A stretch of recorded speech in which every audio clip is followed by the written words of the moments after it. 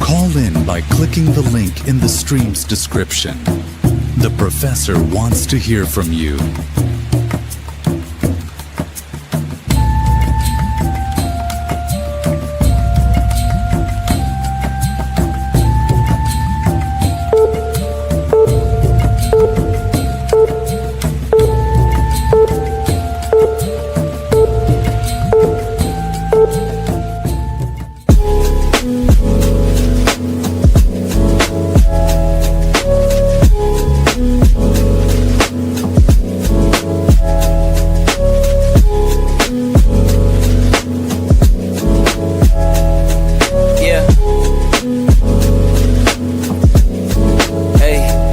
Beginnings on the cusp, not too old to adjust. Old dog, new tricks. Remember, I was just a pup, something dirty in my cup. Clean soul, good car. Isn't it lovely? I ain't looking back and focus on what's in front of me. Everybody dates a number, but I'm still here luckily. I know that God got me, so I'm in good company.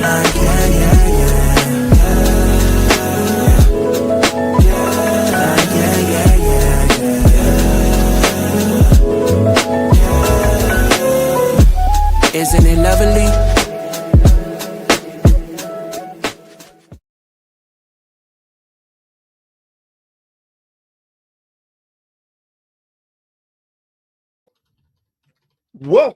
Welcome, and thank you for joining me today.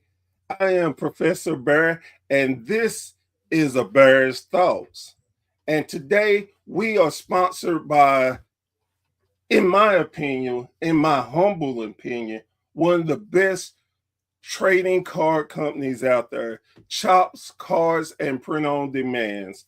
Have you ever wanted to not be the collector, but the collectee? Have your own trading card with you doing your thing in your dream sports?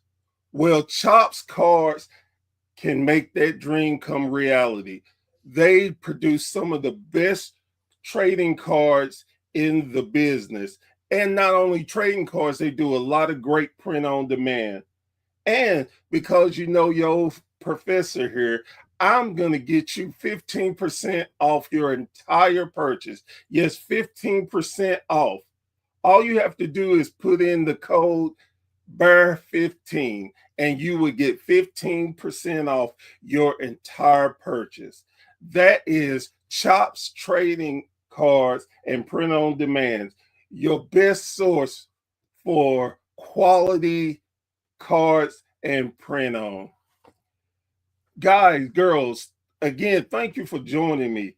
Today, I am blessed to have someone that me and him have not legitimately talked in over a year.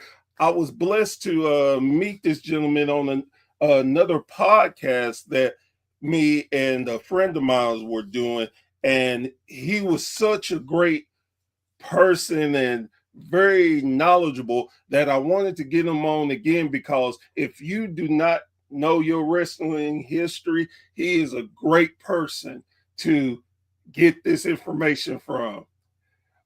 This is Phil. Phil, how are you doing today, sir? I'm doing well. How are you? I am wonderful. So, as I like to start off with all my guests, can you explain to the listeners how you became a wrestling fan? I was a kid, and I'm trying to remember what it was per se that like latched me at that age. I remember as a younger kid, like elementary school, I had seen it and I wasn't into it. And then middle school hit and I was like, yes, this is the thing. And I think it was reinforced because I had friends that were also into it. And that's probably why I got into it then as a kid. and it just clicked. And it was so, I mean, we think today you turn on a channel and every day you're going to find wrestling somewhere, and it's so accessible via streaming. And I would come home from school and ESPN Classic would have these older episodes of World Class Championship Wrestling and USWA from decades before, even some Global Wrestling Federation. And it was like, so that was sort of part of my doorway at the same time with WWE and WCW. It was like, wow, I had all this exposure to so much wrestling content. And it was right at a time before the bubble exploded. So I kind of then grew up with how it started to predominate in pop culture as well. And so it just latched. It just latched onto me. Yeah, it just latched onto me. And it's funny because I remember those times too, especially with ESPN. I think the first show I remember seeing on ESPN was AWA wrestling. Mhm. And that was my first time ever seeing Shawn Michaels. That's where I learned about Shawn Michaels and Marty Jannetty. But yeah, ESPN was really underrated on their wrestling coverage. It was amazing back then. Yeah. So from Is there, it Dan the Milkman Millman? oh yes, I always thought about him, thinking, man, that could be any of our neighbors. It's like, geez, anybody could be in wrestling. Now I know better than I did then, but I was like, man, I got another fat guy who can go down and wrestle too. So yeah, I definitely understand where you're coming from with that. From there, where did you go with wrestling? So I was one of those kids who was like, hey, why can't kids wrestle? I wrote to WCW and WWE and all these promotions like, hey, kids should be able to wrestle too. And again, I was in middle school at the time. And I got a nice letter back from WCW. Actually, I got two. They were basically the same letter. So somebody, I think they're just messed up and wrote me again. But they basically said the same thing. It was like, hey, you need to be at least 18 typically. And there are training schools. Here, buy our book about official wrestling promotions and training schools you can go to, which I did not buy, and I almost regret not getting it. So I knew very early, like, okay, so you have to get trained, and there's a whole thing to this. And when I got into high school, I met somebody through a friend who was going to wrestling training. And it was like, oh, so now I'm hearing about it and getting exposed to it in that respect too. So I latched on very early. I became a fan very early. And then it was like, oh, wait a minute, this is something I can really do? Okay. Like, That's cool. So something that you like, oh man, I can do this, I can do this. So what was the next step in your journey? well, so my start in the business was a little weird. So I was graduating high school and I knew whatever was next, I had to take care of. I had to pay for myself. And realistically, I'm 5'7". It was like, I'm not a 6'3", 280-pound wall of muscle. Like, okay, so where do I need to go? What's going to be next? It's like, let me focus on college, because if I go down the wrestling path and something happens to me, I need something. And it was just me at that point. And so decided to go down that path. But while I did, I started working in the back for a couple of companies, because I was like, if this is a business I want to be in, I want to make sure it's a business I want to be in. And so I started to work for Cue Ball Carmichael, who had an independent promotion in Northern Virginia and another promotion in Pennsylvania. Just working in the back. And when I say working in the back, that was like everything. It was like, I think my first day, I set up the ring, I did ring announcing, and I did music. And it was like, all right, cool. So actually the very first wrestling event I ever went to was the one I worked on. Oh wow.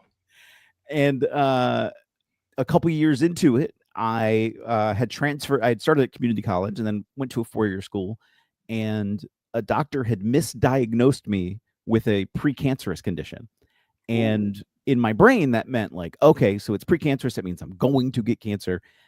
It's now or never. So I found a place, and I had been looking. I had sort of figured out, like, at that time, like, okay, I'm ready. Like, I think I need to find a place, and that sort of like really pushed the button. I was like, okay, got to do it now. And about a month into training, found out, no, I don't have this precancerous condition. I still have a stomach issue, but not, thank goodness, not down that path. And but so by that point, it was like, well, I'm training and I'm getting trained in that. Now I have worked this into my schedule. I get it. And so then it was just all hands, all feet, all the time, head first. So from that perspective, what was your first thought when you did your first show and you were putting the ring together and announcing and the whole finding out things? What was your mentality about that?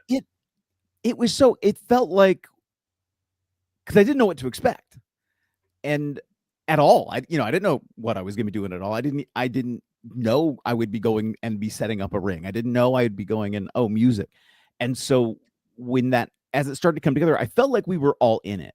Like we were all working towards putting on this event and making sure it was successful, and feeling like we were all part of it and doing more than some of our parts at times. And I was like, okay, this feels good. This feels right.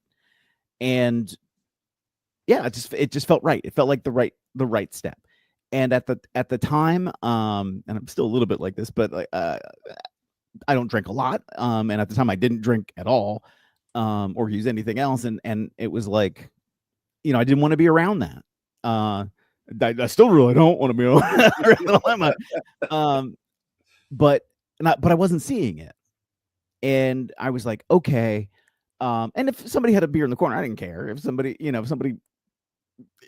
whatever they were doing, if it was not harmful, not, drastically in the moment harmful, they weren't, being stupid, like, or putting themselves or anybody else at risk. It's like, okay, this isn't bad. And I wasn't like the quote unquote worst I was seeing was somebody in the corner sometimes after their match having a beer. And I'm like, all right, this is good. Because there were so many stories at that time. As a kid, I also grew up during the time of the steroid trials, and it was like, oh my God, the drugs are everywhere. They're everywhere, man.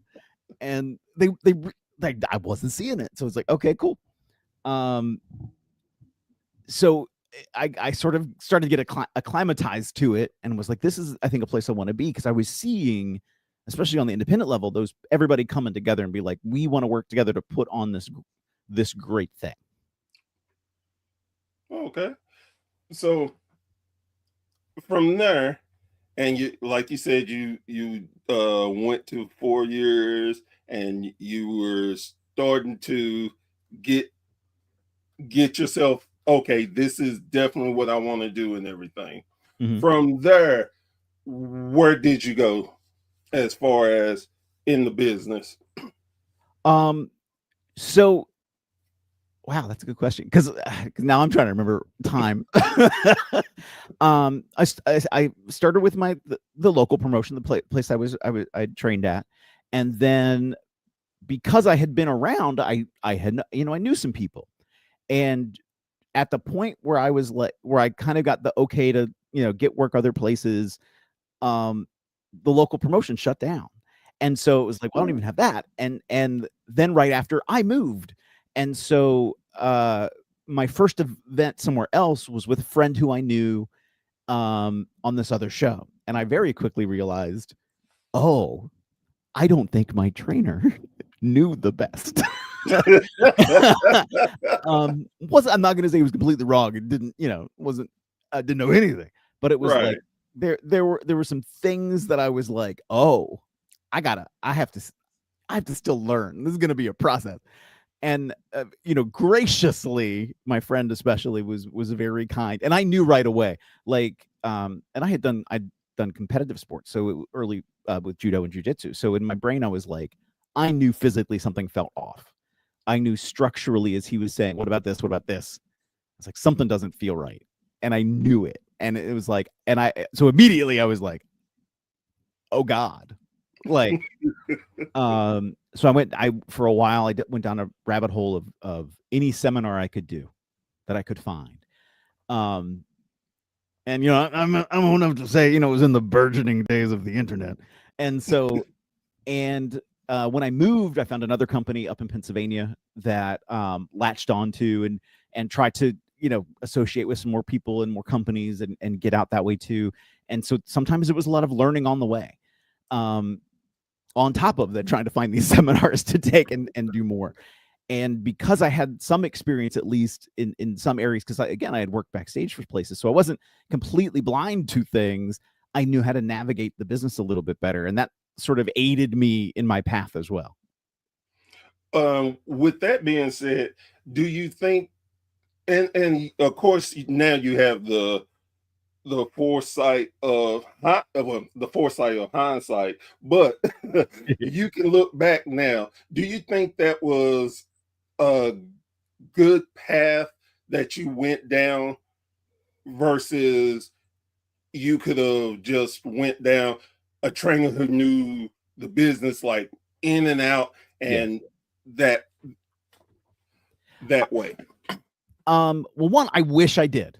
In many, many respects, because that would have made things so much better. And I see it now. And now, like, I sort of look at today and then a little bit differently, because I'm like, now with social media and the presence that internet has in all of our lives, like, you don't have an excuse to not be able to look up somebody and do a little research and find out more and talk to people. And now there are schools all over the place.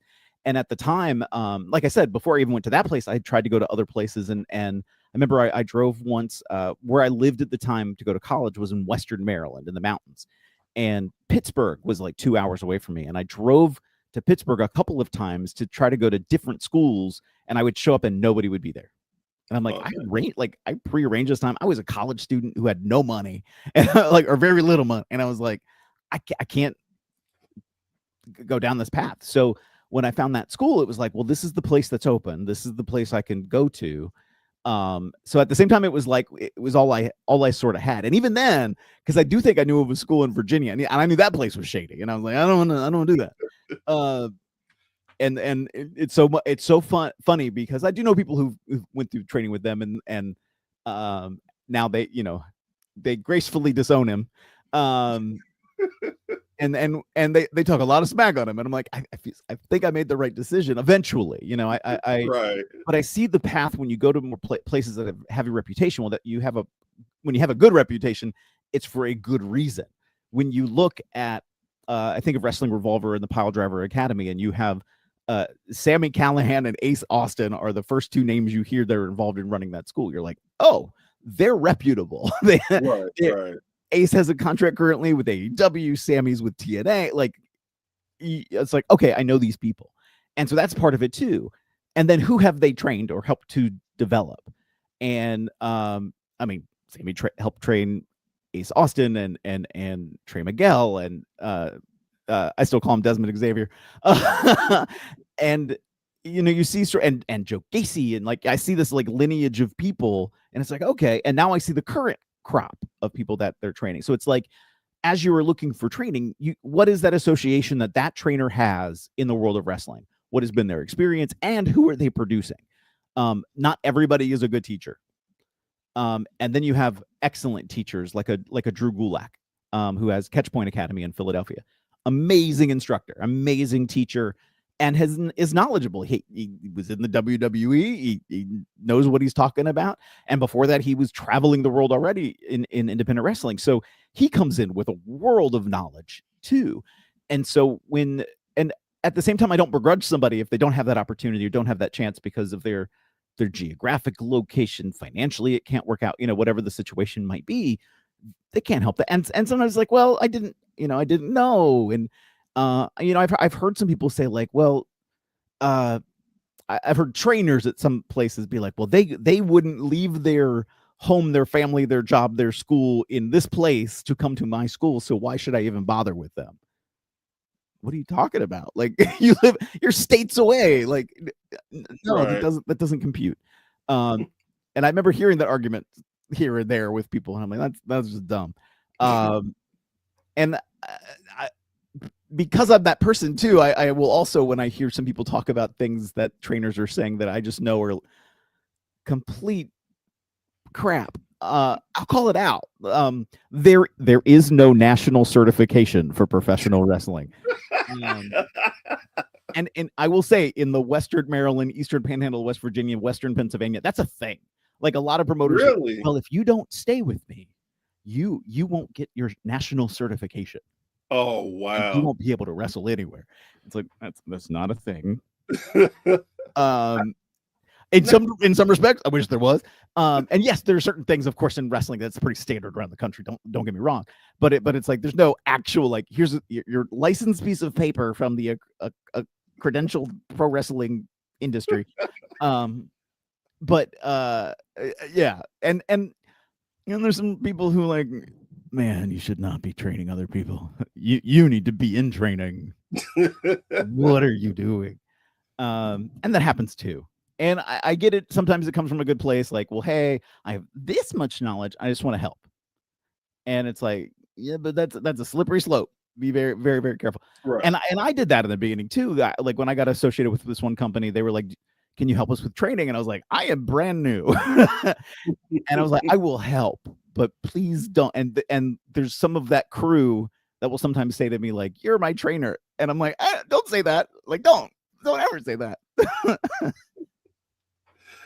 And it's funny because I've not really ever went down to talking to someone about training like this. Mhm. And recently I got a chance to go to Dallas, Texas for the first time in my life.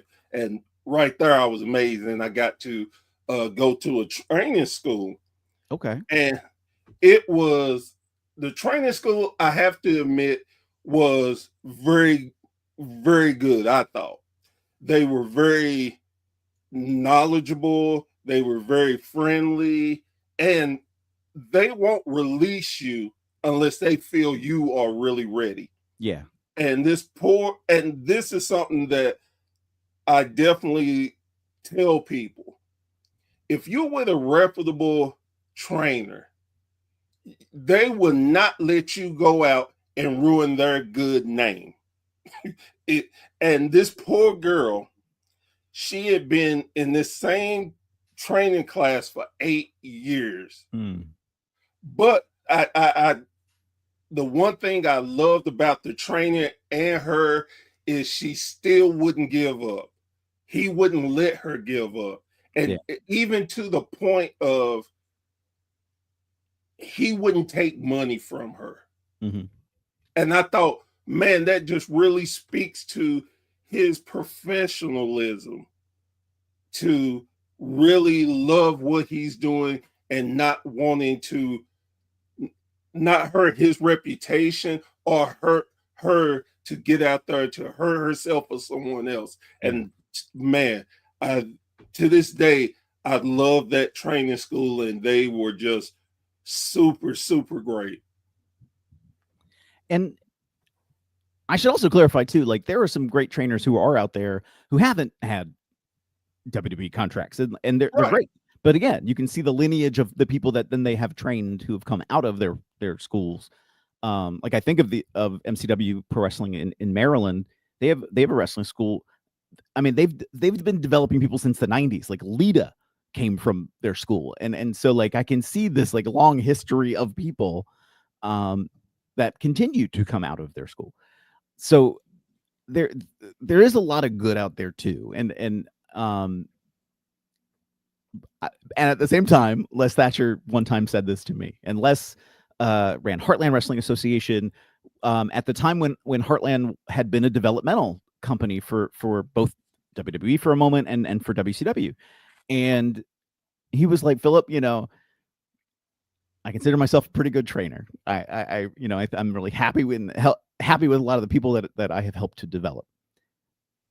But not everybody is a winner. Not everybody is that champion. There are going to be some potatoes along the way. And that's just on them. You're going to help them. You're going to do whatever you can. You're going to try to nurture it. You're going to try to make that potato grow. And sometimes it's just a potato, and that's okay. And that's going to happen too. And I think too the young lady I was talking about, she does other things for the promotion, Mhm. and really that really stuck out to me because it's like, man, they could have easily discouraged her, and but they still want to try to help her uh get her dream. But hey, your dream, you may not make it as a wrestler, but you can, your knowledge, you can go here and be the best at this. And to me, that is very great to be Mhm. to be that open and honest with people, and versus, oh well, you come back and you just need another 4 weeks and give me this amount of money, and Yeah. oh, you just need another 4 weeks. Come on, look back, Yeah. and so on and so forth. So with um, with training in the schools, where from there, where did it take you into your journey in the wrestling? Um, so I'll say, I worked a lot of, I mean, and I still work. When I say this, it's not like I don't anymore. I still work a lot with a lot of small promotions, and uh, I had the opportunity to work with a company out of Philadelphia called Pro Wrestling Unplugged, and they were, at the time I joined with them. I think they were just about to have their third event, and they were by far sort of like a lot more name recognition buzz was around them. Like they had a lot of previous ECW names that were involved with them. Blue Meanie was one of their trainers at the time I started, and then some independent folks who were on the rise, especially through Ring of Honor, like the Backseat Boys, Johnny Kashmere, Trent Acid. They were involved, and so it's like, okay, so there's these names, and then there's other names that I recognize from having traveled. Like, okay, this feels like a good place, and very quickly they exploded into this larger entity. They started to have regular events at the ECW arena, um, and we were drawing, the biggest crowd we ever had there was 1,500 people, Oh wow. and had a snide remark in my brain. I'm going to hold it back. I'm not going to go there. But and that was like amazing. And so like that was my first exposure to have like to see like, wow, I can work with all these people and look how big this company is. And I'm both in front of camera, but behind the scenes also helping to build this place. And some of it was trial by fire because I didn't know what I was doing in some cases. At that point, I'd learned how to do like marketing and press work. So I was doing some of that behind the scenes and was learning more and more about the wrestling industry. Including at this point, I even applied for a WWE creative position. I knew somebody who was there doing it, and it was funny because he wrote me saying he knew I had applied, and he was like, "There was good talk about what you sent in," because I had to send in a sample too. Well, oh shoot, I just lost the phrase. Bide your time. I said, okay. The person who was in charge at the time got a hold of me and was like, "We liked what you did. We're kind of full up right now. Bide your time." And I'm like, oh, okay. And I go back to Pro Wrestling Unplugged, and Johnny Kashmere comes up to me and he goes, "I heard you applied for this creative job." And I didn't tell him. I hadn't told anybody really. And I was like, "What?" And he goes, "Yeah, don't worry, just bide your time." And I'm like, "Why is everybody telling me to bide my time? What's happening? What do I not know?" And for like a good month, I was like, am I going to be hired? And it never got hired, but it was but it was like, okay. I'm liking what I'm here. And then like I realized really quick, like, okay, no. Like bring it back down. But I had that experience of working for then a company that had so much buzz and so much attention and so much acclaim, and so quickly I got a different kind of exposure to the world of wrestling that developed into walking into CZW down the road and doing a lot of that same work for them. And I came in right after they had transitioned into new ownership. And a lot of people didn't realize they were even running anymore. And my first event there, the main event was oh my God. I know it was Jon Moxley versus I can't remember now. Jon Moxley was in the main event. And I'm looking out the crowd. I'm like, there's 100 people here. Like this kind of wrestling shouldn't should have a lot more people in it. Like what's going on? And so it was like they're not marketing. And they had the person who had previously helped them market, DJ Hyde, who was running the company, comes to me and goes, "Hey, well, this is what they were using." And it was this sheet of paper with all these email addresses on it. And I was like, huh, well, I know where that sheet of paper came from, because I had a guide that helped me, like, that I put everybody's contact information into, like, a Word document. And this is page 5 of my document. Only the top 2 are any kind of media, and the rest are all wrestlers. So if somebody's using this, they're sending to the wrong people. Oh my God. And literally within 2 shows, they had 4 times the crowd on a regular basis. And it would only grow bigger with some of their events. And it was like, so that was where I excelled, was on that marketing side. Right. And I sort of had a split personality for a while, because people who knew me for doing work behind the scenes also knew me under the name of Nate Stein. And so I was doing that in places, or as an announcer in places. And then other people knew me as Phil Stamper, who was a wrestler, and narrated the World's Cross. And at CZW, that was the first time everything sort of collided and crossed. And more people got to know me. And I started working for this smaller company, smaller company, I will say, in North Carolina, called AIWF Mid-Atlantic. And they had been around for decades.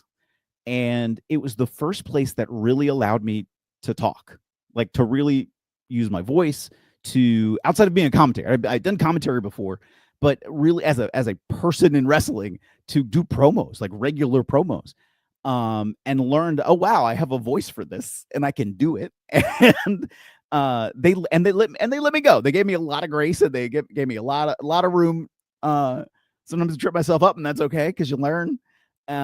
And even to the point, and because even though it wasn't necessarily the biggest place, it was the lessons I got from it.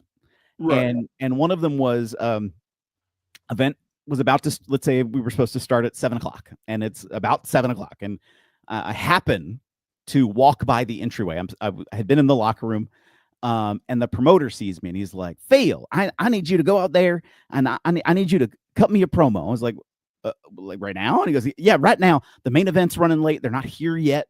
I need to kill some time." And I was like, "Okay, how long do you want it to go?" "Like 10 or 12 minutes. And I was like, "Oh, right now?" And he goes, "Yes, right now." And so I go to the ring, and on the way to the ring, I see a broom. I grab the broom, and there's this kid who was a trainee who, before shows, I would sometimes help out, and he was doing security. And I go up to him, and I was like, "Just pay attention." And I walk away, and I get into the ring, and I just start talking. And at some point, I get to, they don't know how to prepare this place for someone like me. This ring isn't even clean, and I get the security guy to come in the ring and sweep the ring in front of me, and I just keep insulting him the entire time he's doing it. And like, "You missed a spot, you're not doing it right." Like, he gets legitimately so mad at me. He takes the broom and shoves it in my chest and walks away. And in my brain, I'm like, I got him. And the crowd ate it up. He did whatever it needed to do. I went to the back. Promoter was like, "That was amazing." And killed the time he needed to make sure the show was going to run on track. So it was like that taught me, like, oh wow, I can improvise too on the spot, and I have this ability that I didn't realize I really had until I was put on the spot to use it. And it continues to go from there. Being involved with Pro Wrestling Unplugged, being involved with MCW Pro Wrestling. I now own Heartland Wrestling Association. So there are things that continue to expound upon each other as time goes on. Right. Oh man. So I just got to know, did he ever forgive you, or did he just want to punch you in the face? We get to the back, and he's like, "I realized what you were doing the second I walked out of the ring, and I felt like a dummy because I fell for it."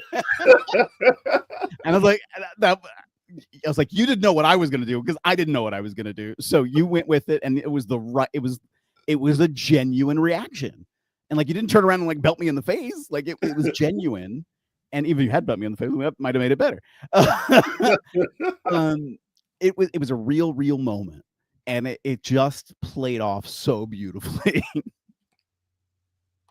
Oh my goodness. So, that is legitimately one of the best stories I've heard. So with you getting all of this exposure and learning and stuff, where did you in your mind decide what I'm gonna do with all this? Where did you want to go with it? When I figure that out, I'll let you know. Because I'm still learning things. I've always dabbled in video editing, and I knew how to do it, but I wasn't like graphically minded. So like I can't create a lot of the graphic stuff, but then I can, because now I've had to learn how to use how to make transparent backgrounds of images and put them on a file or on a photo graphic to make match graphics, or to use them for videos. And I'm not stellar. I'm not going to give myself an A+ mark on that. But I can deliver a solid B. Because I know how it all works. And when I need help from people who are better, I go to them and like, how can I do this better? Or what can I do? What can you tell me? And I'm fortunate that I have some people in my life who are like, okay, this is what you need to do, or this is what you need to learn. And part of it is also giving yourself the grace to know that there are other people who are out there better than you at this, and that's okay. And so I keep learning stuff, like the behind the scenes stuff, production stuff, audio stuff, video work. Like I've had to pick that up and run with it. And even be better in the ring and how I do things. A few years ago, I did have neck surgery. I have what people probably would understand as the edge surgery. I had cervical fusion in my C5, C6, C7. I had spinal stenosis in the same spot. And then a year ago, I tore my ACL in my left knee. And from at a wrestling event, doing nothing wrestling related. I was setting up for the event and took a wrong turn on a ladder, and there went the knee. And it's been a long year recovery because there's been some nerve damage, and so that's caused some other issues too. So it's been a path. And it's like, okay, you have to adjust at times. I remember when I first started in wrestling, I was like, I'm gonna make it to the WWE in 2 years. Who the hell was I to think that? Like, I had no mark to like even know where to start from, to like how would I have gotten here. And certainly I had the connections. I now know people who are in all the major companies, and it's like whatever ends up happening is great. I was at it was kind of funny because I knew people at TNA, but I was working at MCW, and when the Hardys were doing the exploration for gold, they came to MCW, and we got to film this huge thing with them. And the owner came to me, and they were like, they wanted me to do this thing, but you are the face of the company. You're the general manager. So I want you to be in this segment on TNA. So I got to be the wrestling promoter for the company that got showcased on TNA. And it was funny because I thought Sami Callihan, who I'm good friends with, and have been friends with for a long time, I actually did that segment before he got to TNA, and he didn't know I had done that. And very recently it randomly came up in another conversation. Somebody else called it out, and he's like, when did you do this? I don't remember this ever happening. And I was like, yeah, it totally happened here. And I found the link to it, and I sent it to him, and he's like, I had no idea you had already been on TNA television before. I was like, yeah. And I've been on it since, because they at times they would use revolver clips for some TNA stuff here and there. Right. And it was like, yeah, and I've been there for that too, remember? And like we did joint stuff together with TNA. He's like, oh yeah, we did Or excuse me, yeah, we did do that. Yeah. Everybody has to have a good Sam McCallahan impression. Like that's a must in the world of pro wrestling. Oh, well, I'm glad to know that. So, if I don't do anything else in wrestling for 10 years and the WWE calls me, they're like, hey, we want somebody to be a counselor for Kane and Bryan Danielson. can you come in and be that guy? You better believe it. I'm gonna be there with bells on. I would kill it, and it'd be great. oh my god.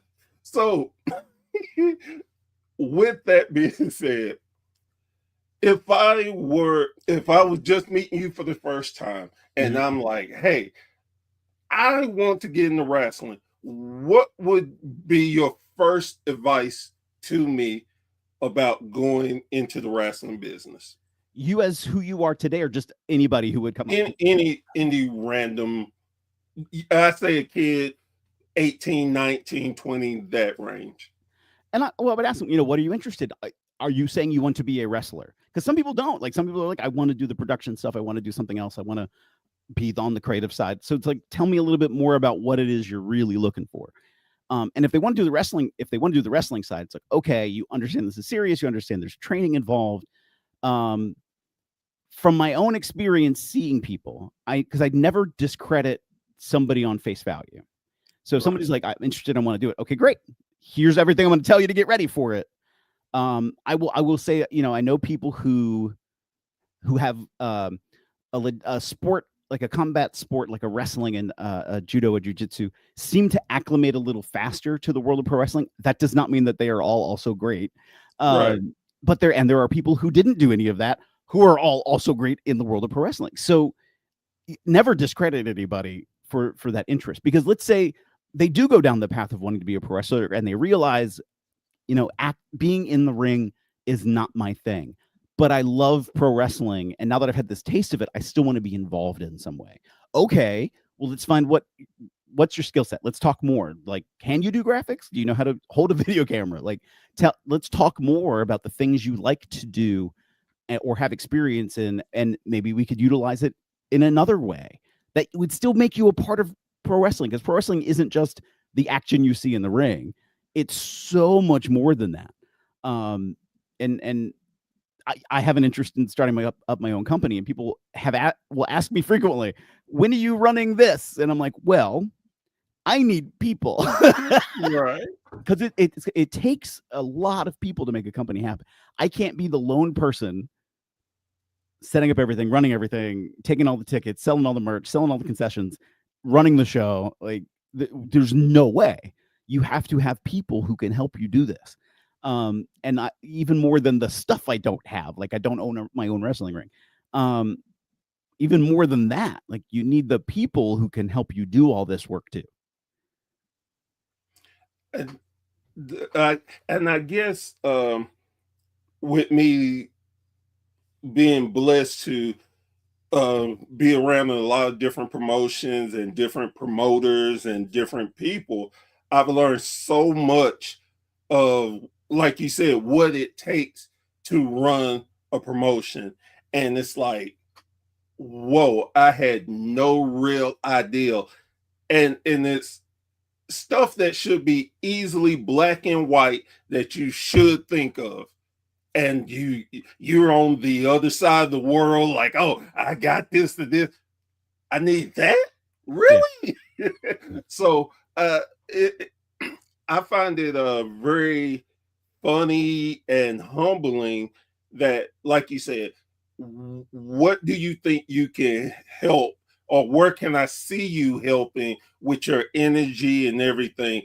And it makes so much of a difference. Like going back to my trip to Dallas, I was blessed to be able to go behind the scenes and see things that I knew was there, but I'd never seen firsthand. Yeah. Like sitting in the gorilla. It was so mind-blowing to me. It was like, wow. Hey, and I thought to myself, man, that would be right up my alley, because I see certain things. I know it's like, man, Mhm. I think I could thrive at that. I when I'm watching wrestling now, like when I'm at a live event, it's funny when I'm at a live televised event like a WWE. I find myself I'm not looking as I'm looking at sometimes the in-ring product, but I'm also looking at what's happening around. What's happening with production? Like, why is this person running back and forth next to the entryway? Like, what's getting ready to happen? Um, and I would start seeing those things too. When I go to an indie event, I'm more paying attention to a lot of the action, but it's like, well, how do they have this set up? Like, how is the show actually logistically running?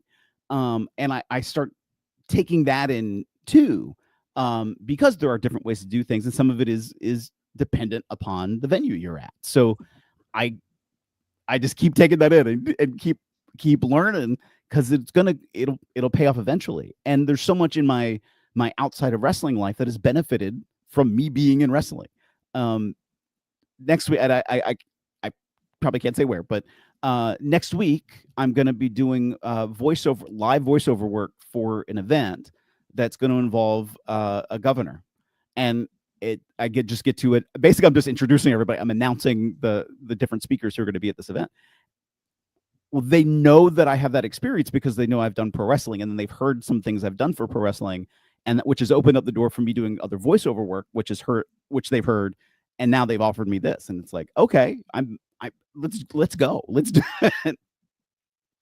So so basically, you're saying that the things you've done has led to so much more than you could imagine doing the wrestling. Yeah. And go ahead. I just thought about this, and I've never said this before. My favorite TV show, and this might show a little bit of my nerd flag, so bear with me. My favorite TV show is Doctor Who, and Okay. the two things I've learned from Doctor Who: always have a suit, and you're gonna need to run. And those things have probably helped me the most in the world of professional wrestling.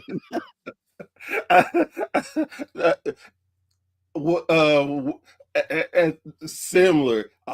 If you're a wrestler, you always have your gear on you, and it is amazing thinking about that, of just the little things, because again, I'm a fan first and foremost.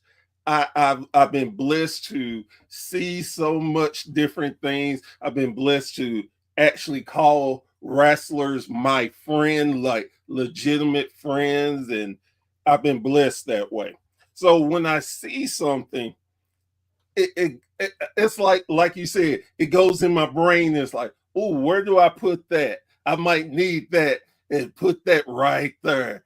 And it's so amazing. I went to an indie show, and I found myself not watching the wrestling. I kept looking at the audience and how the wrestlers interacted with the audience, and with specifically the kids.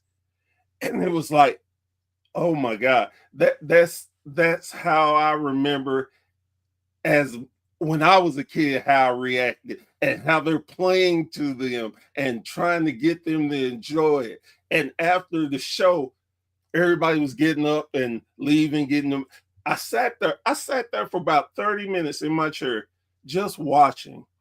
And I thought to myself, man, this is more of a family atmosphere. And I loved it because some wrestlers are like, hey, where's such and such? They're usually here. Are they okay? It's just such a great feel. And I think a lot of people don't really understand that. But WWE, AEW, all the majors are great.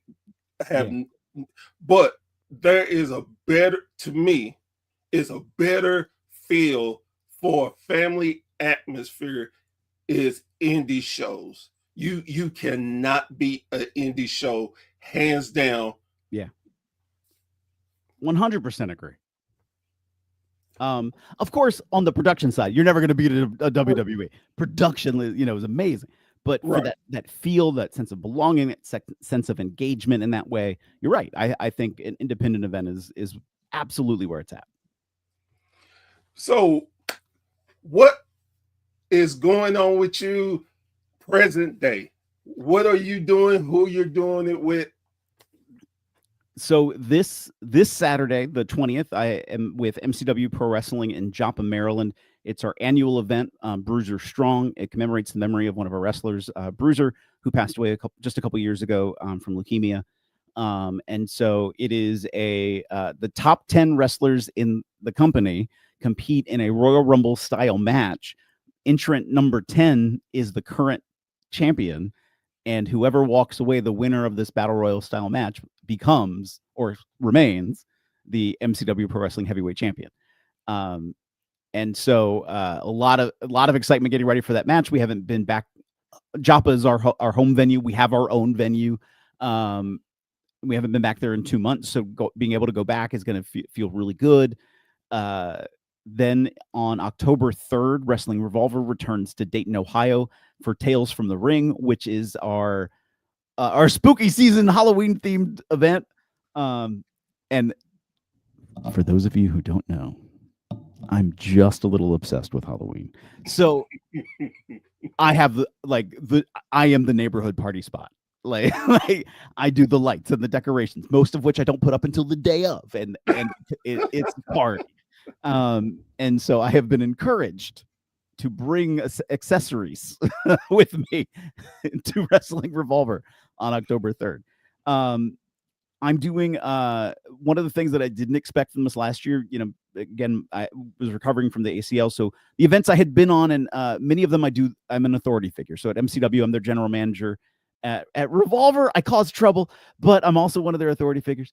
I've had the opportunity over the last year, while I wasn't able to do more physical stuff, to do commentary for We Love Wrestling out of Wisconsin and Michigan, and Labor of Love out of Philadelphia. So I've had that opportunity to stay active and stay busy and engaged in other ways inside of wrestling as well. So I've been involved in very recently with Real Shoot Wrestling out of West Virginia and Ohio, and I just keep pushing. Honorary Wrestling Federation in Pennsylvania, which is I say smaller crowd, but the smaller crowd for them is like 150, 200 people, and for some events that's not bad. And they're I like a lot of the people. It's a small town environment, so that family sense of community is very tied. We moved venues about probably about 8 months ago to a fire hall, and now the promoter's a new firefighter with their company. So it's a very close-knit community that's very, very tied together up there, and you feel that when you're with them. So every company has like a different flavor of what you're going to see, and I just love it. I think it's great. I love to hear it. Love to hear it. And this is something, and it may be just dumb luck or just really learning people. I am shocked of how many people are big Halloween people. Yeah. I promise you, I've talked to so many different people like, oh, Halloween. Oh, we're going to do that. I'm like, what? Why? But it is big. It is amazing to me. And this year, for a couple of reasons, I think is going to be a big Halloween because it's a Friday night. The last time it was a Friday was in October 2020. I mean, I remember making bags and having gloves on and masks and like sitting at a table in the end of my driveway, like handing bags out to kids and keeping party goers in a separate location. Like, nary should there be any crossover. And now it's like, okay, we're engaged for party mode. And in my life outside of wrestling, there's a lot of other events involved too. And I feel like this feels like the first year since the pandemic where I feel like a lot more normalcy in how people move, how traffic is flowing, how people are doing things again and getting like re-engaged with engagement, like being a part of something and doing something. So I feel like all of that's hitting all at once with Halloween now coming. And in my mind, because job outside of wrestling involves working in education. So my year is like August 1st to July 31st in my brain. It's never Right. January to December. And so like coming into this school year, I was like, this feels different. This feels a little bit more like we're moving again and doing a lot more, and I'm seeing more traffic, and like, okay, this is going to be a good year. Cool. It's always good to have that feel of normalcy, because some things is just like you don't feel like it's going to be normal. I think one thing for me personally is the wrestling landscape. I think it's a normalcy that I can turn on something and I can see wrestling. Yeah. And it's like, oh wow. Oh wow. Wow. Now I just got to turn my TV off. I got to take a couple of days break to make sure my brain is right again. Okay, I can get back into wrestling. Yeah, totally. It and I find myself more and more now going away from WWE and AEW. Like, I keep up with the product, but I can't find myself sitting and watching the whole product, if that makes sense. It I'd does. rather catch the reruns so I can skip through stuff. It's like, oh Jesus, it's another 40 minutes of backstage promo. Okay, finally get to the match. Oh crap, it's the same 7 time. They've had this match on 7 different times the last 7 weeks. Yeah. Fast forward. So I've it's, and I don't know if it's just the product, what they're doing, and because I feel like this is what they've always done, but it's getting more. I can see it more with so many different wrestling products and stuff that are more. I want to say original, but they're what wrestling is original, but they're more unique, and I get more of a kick out of watching that and seeing it and enjoying it. I agree. And when I say this is not denying the athletic ability of the athletes that you see at WWE and AEW. I mean, and TNA. In some cases, they are legitimately Olympic class athletes. Yes. And so they are physically at the top of their game, absolutely. But I feel like I enjoy more of the wrestling sometimes in independent wrestling. I think there's a little bit more of that athletic feel. I think there's a little bit more of that sense of competition. I feel like it's driven a little bit more around sometimes more of the action. Now, AEW has more of that flavor. TNA has more of that flavor too than a WWE does. I will say during the beginning of the pandemic, when there were the no audience crowds, or just other wrestlers in the crowd, I thought TNA hands down had the best wrestling of all 3 companies.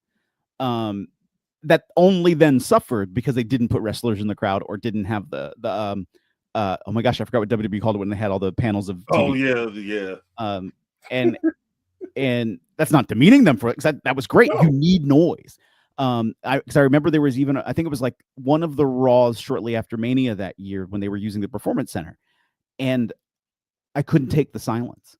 Like something had happened, and I think there was an attack on the commentators too. Oh no, I think it was that show, but they didn't actually attack him yet. There was just suddenly silence. Everybody's down on the outside of the ring, and nobody talked. The commentators were quiet.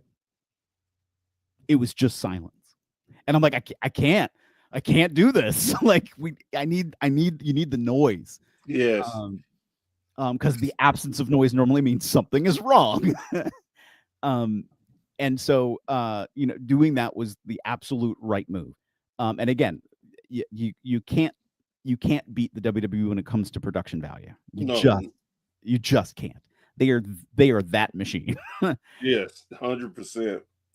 I made a comment on our Facebook group saying I ended up Professor Bird got suspended because he didn't watch a full episode of Monday Night Raw. He watched the tape and fast forwarded through it. And I said, well, as we're going to let the fans decide his fate. And I think one was 30 Days with No Honey. One was having to watch all of WWE from the pandemic era from beginning to end. Then I think and I felt bad once I did it and put it out there. But I said, or you can make me watch NXT UK from the beginning to the end. I felt bad about that because, again, like you said, the athletes are great. They bust their butt and stuff, but their production on, especially the UK side of things, were terrible. Because you can see a lot of their athletes now who are in the WWE main roster that are super, but you never knew that watching NXT UK because, and like I said, I felt bad for that, and I never want to demean any athlete, any wrestler, any, not just wrestlers, the commentary team, the managers, all that, because I know, again, being blessed to know so many people in the business, what they sacrifice, what y'all do to make us fans happy. And I try not to demean, but sometimes I get so caught up in a WWE rant or some rant that I mistakenly make a comment about the performers, and they don't deserve that. And I've been trying to do better at taking one of my co-workers, take one of his quotes is "Shut up and enjoy wrestling," which is fair. That so much could probably be said about that for life. Yes. One quick thing before I let you go. Sure. Well, two things. One, and what do you think about the lost art of managers? Ooh, I do think it's lost. I feel like we're missing some of that part of the story elements of wrestling, and for what managers could sometimes bring in. I think in one good respect, it's also because some talent are also better at talking than they used to be. Right. Which is good to see, because that was a struggle for a lot of people, and it used to be like, they're with a manager because the manager is going to talk for them because they don't know how to talk. But now that's not the case. They're part of that story. And I mentioned before, when I first started getting into wrestling as a fan, I was seeing these old episodes of World Class, and one of the first feuds I remember was a manager, Skandar Akbar. I don't even remember the name of the group he had or what he called his posse. Was going up against a wrestler, Eric Embry, and every week Skandar was sending one of his guys out to try to get rid of Eric Embry. And so it was like, here you had, the story was really the wrestler versus the manager, it with his army of people and underlings, but it was really about the manager. And I was like, that's to me, that was beautiful. That person had that much kind of power and that kind of influence. I think of a Bobby Heenan. You think of the Heenan family and the power that he had. And like, so I feel like we're missing a little bit of that element of what a manager could bring to the table and help bubble up a little bit more sometimes. I would love to get to have more of those opportunities too. 100% what you said. I think it's just a lost art, and again, like you said, it was to help the talent who couldn't do good promos and things. But I think there's so many good possibilities out there that can be played so well if they did it. Just like Paul Heyman, he brings such a different level to anything that he is associated with. And that's where I'm like, man, they need a few more They need a few more managers to be able to, hey, I want to run this entire organization. And I think it would be just so much fun too. And for wrestlers who don't have creative, you could do some good things with them. Yeah. With a good manager, I believe.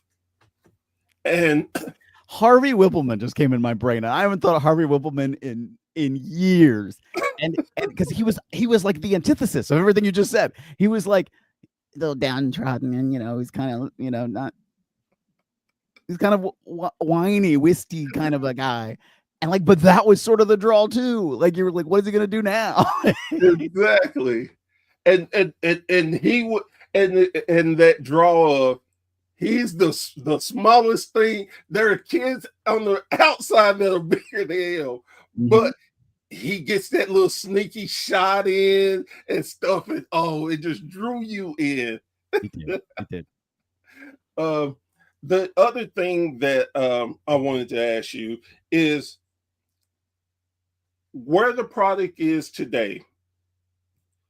Do you feel that we have hit the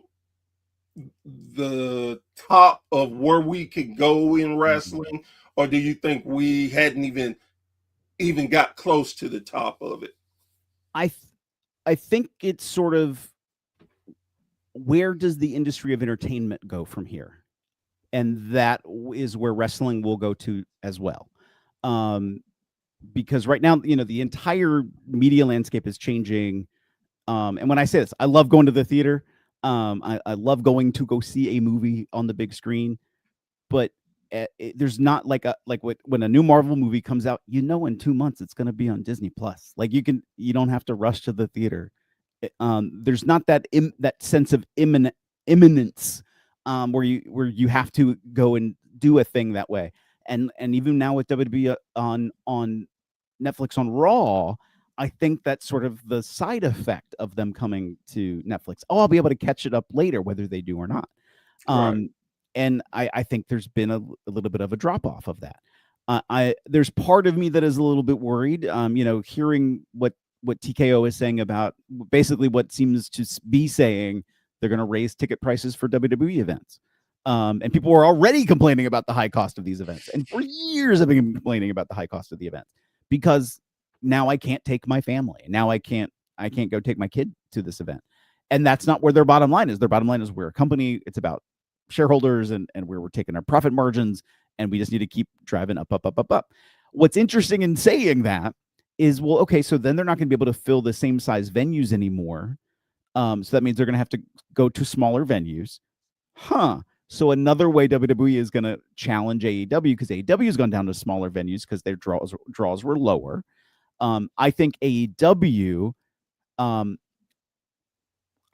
has struggled on television. I think they have done great pay-per-views. And so I think they have to figure out that footing to continue to grow so they can grow again. Because what happens if they get the bigger venues and WWE is having to downsize for higher ticket prices for a more limited, locked-in audience? One of the things as a kid that I like, when I first went to my first, I guess, big televised event was a WCW event. And I remember like, this feels cold. This feels like they're going through the motions of it. Where's the engagement? And then I went to a WWE. So this is the middle of the Monday Night Wars. And like, they had a local radio DJ and he's throwing out t-shirts. I think he had the t-shirt gun, and like they would bring out superstars in between, like when they were doing commercials. And it felt like, wow, they're like engaging with you a lot more. And WCW goes away. Well, WWE events have become a little bit more, not cold. I'm not going to go completely where I felt that one event was, but a little bit more like this. We have the product. Here is the formula to present it. And it's like, I want some more of that engagement, that feeling like I'm belonging. I'm paying this money to be here. I should feel like I'm a little bit of a part of what's happening. And I think that's the next step in wrestling, is we have to find this other layer of engagement. What does this engagement mean? I know WWE for a while experimented with like ARG goggles. And like, so here you are with these maybe like these kind of glasses on like a Google Glass or something. and you have a little lens on that you can see a screen on, and while you're watching, a little pop-up comes and it's like, here's John Cena's stats. Here's a little clip on the corner of like the time he wrestled Batista, something that's a little bit more all immersive. Right. Is probably on the big scale entertainment side of it, where probably some more things are going to go. But I think the business has to leverage, what does that engagement piece feel like? And I think people are starting to question that. I've seen and talked to a couple of promoters who are like, I'm trying this thing with fans. I'm trying to get them in the door this way. I feel like we are, as the world went with a struggle of connection in the last 5 years. I think some people, when they've done their marketing, have struggled with making connection. And so I think people have to get more creative about how they market, especially on the, excuse me, on the independent level, Right. and get those crowds in the door. I mean, as you know, I do that weekly independent wrestling calendar that I put out. Right. And, Yes. there have been times when I've missed a week. Like, I'm busy, I just can't keep up. Like, and I've had promoters reach out, like, why didn't you not do it this week? You're my only way I communicate out that I'm doing a show. And like, I should not be the only way you are communicating out. Exactly. I've had promoters tell me, like, I don't understand why you don't just market for me alone. And I'm like, we've never talked about it, and you don't pay me. And like, I do this for some companies, but it's because I work with them. So let's talk. Or I can, or for free, I will tell you some of the cheap tricks of things you can do to try to get people in the door. And I don't mean tricks in a dirty way, but like, there are good marketing efforts that you can do that are low cost, that are just as effective, and getting people in the door. And that, at the end of the day, for independent companies, it's about the ticket sales at the door. They don't have distribution deals that are funding them. Right. But sports are like that too, right now. Like Major League Baseball, the amount of people who watch baseball in a week is not really that high. And when you look at ticket sales in the door, they're not really that high. Their money comes from the distribution deals they have on television and their ad sponsors. And so that's like where they're drawing in the revenue and the big bucks. And, WWE is learning this lesson. I mean, look at the sponsorships that are on the ring right now. You're seeing it more. And so, like, okay, so we're going to see on the bigger companies, they're going to do more bigger things and make bigger displays, this more immersive, maybe kind of entertainment. Independent companies now have to figure out, like, okay, we're reaching out to the new market and we're creating new fans. Because I think that's a struggle with the bigger televised companies right now, is how are they developing new fans to not only stay with them, but to grow with them. Right. As a kid, I could turn on Saturday afternoon and, oh, look, there's Superstars or Challenge, or there was another one that I'm also forgetting. And turn that on. And then even later, they used to have AM Raw on Saturday mornings. And it was like, oh, you could, like, this was sort of the gateway in for kids to, like, be able to watch. And there's no way really for kids to hop in. And WWE is targeted towards, and they've said this very openly, they're targeted towards a little bit of an older audience than kids. Some of the big points of the Monday Night Wars was like, we matured the audience. And that was, for me, at the time when I was maturing, when I was coming of age, and like, oh, wow, this isn't just a program that's targeting kids and families. Like, now it's becoming a little bit more adult. Okay, that's cool. But there were still ways for kids to get interested and into it. Right. Now it's like bringing a family in, there isn't as much. So independent wrestling is the way in. And so independent wrestling has to leverage that to say, like, this is a family-friendly event. If you are, don't lie, to get in the door, to build up that audience, because then they're going to come back and see you. One of the lessons that the MCW promoter told me, literally on my day one, he's like, I've done the route where I've gone super indie, and I've brought in all the talents that are traveling the country that no one's ever heard of before, and they're great talents, but no one's ever heard of them before. And we have great students here at our school. So what I realized was I would bring like a name in one show a month, and the draw was the name, but I was building this fantastic, solid, stacked card of really good people. And people would like, oh, I'm here to see Gangrel. And they came to see Gangrel, but then, oh, wait a minute, these matches were really cool too. I want to come back and see that again. And that's how they were building and retaining audiences, because they built interest in what was happening. They didn't only anchor on the special guest, which have seen some companies do sometimes, and that doesn't work. You have to reinforce it and then give people in the course of that event why they should come back the next time. What's going to happen? What have you sort of teased that's going to happen the next time if they come back? Yeah, I totally agree with you on that. I guess when I think about when I did or started this show, one of my main thoughts were I want to get people who don't have a chance to talk to people outside of their bubble, give them a chance to learn you and get excited, like, wow, this interview was really good. Let me go and try to see where I can see them more. And it's one of those, I want to help. Of course, I want to help myself, but I'm more about helping wrestling. I want the guys and girls to get a chance to say, hey, my first interview was Professor Bear. He gave me a shot, and man, I'm grateful because I learned this, and I'm so much better. Hey, I was on Professor Bear, and this audience, I got more people looking at my stuff, getting engaged with me, following me, and it's just something different. Again, I'm a big 80s fan. I love it.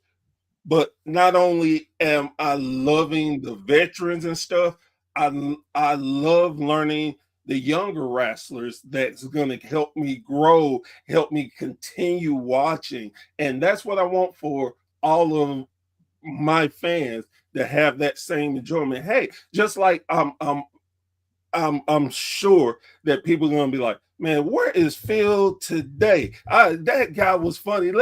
Where is he working? Let me follow. And that's what I want.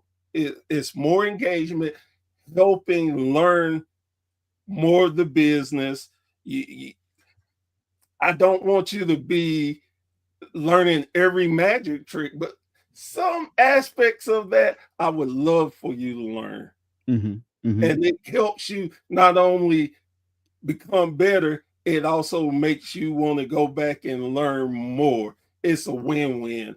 And that's why I love doing this so much. Because again, I get to talk to great guests like you and hearing how you got into business. It is so amazing. And I'm very thankful and blessed that you were willing to come on tonight. I appreciate you having me. Thank you. Again, like I'd let everybody know, you have a free invitation whenever you want to come back. If you want to promote your promotion you're working for, if it's specific people, anything you want to do, we will work it out, and feel free. I'll be glad to help you any way I can. Thank you so much. I appreciate that. No problem.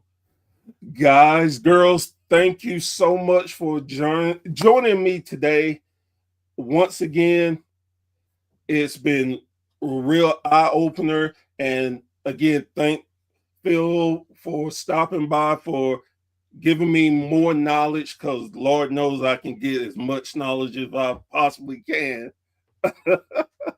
So thank you for joining us tonight, and we will be back.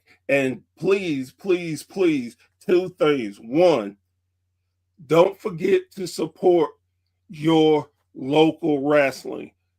There are so many great girls and guys out there that are busting their butt for the love of professional wrestling. Go out and give them your support. Plus, you could take your family easily for the price of WWE.